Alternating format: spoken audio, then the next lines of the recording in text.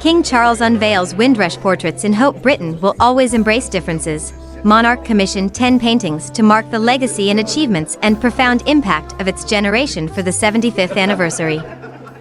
King Charles today hailed the migrants who came to Britain from the Caribbean as part of the Windrush generation as very special as he unveiled 10 portraits celebrating their lives at Buckingham Palace. Charles commissioned the portraits, all by black artists, to pay a heartfelt tribute to the role they have played in our nation's story. The 10 sitters, most in their 90s, attended a reception hosted by the King and Queen Camilla at the palace this afternoon along with their families and the artists who immortalized them. They were joined at the reception by an array of prominent Black Britons, including Baroness Amos, Baroness Lawrence, Sir Trevor MacDonald, the actor Colin Salmon and the athletes Colin Jackson and Tessa Sanderson, as well as the Prime Minister of Barbados, Mia Mottley.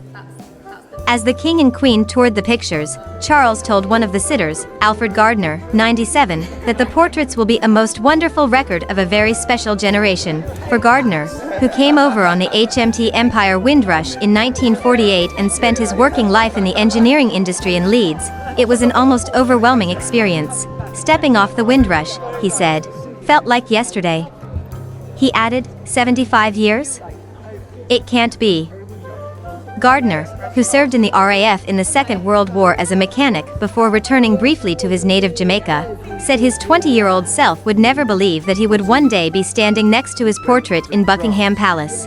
At school he had been terrible at English history but added, I couldn't see any reason to learn about these kings. They didn't interest me. History? Now I'm part of it. I've met the King and Queen.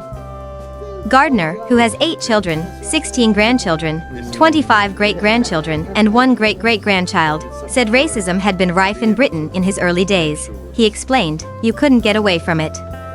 It was staring me in the face. But I kept away from it. If there was any trouble, I was gone.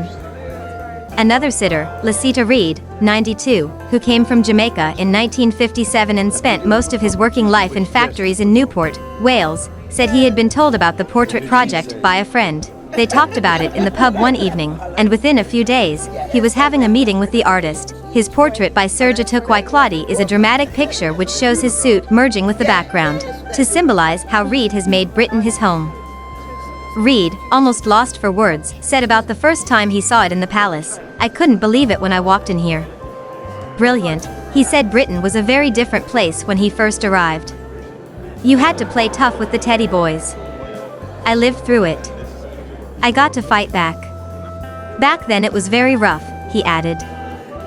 The new show called Windrush, Portraits of a Generation follows the portrait project, and the King said, it is, I believe, crucially important that we should truly see and hear these pioneers who stepped off the Empire Windrush at Tilbury in June 1948, only a few months before I was born, and those who followed over the decades, to recognize and celebrate the immeasurable difference that they, their children and their grandchildren have made to this country.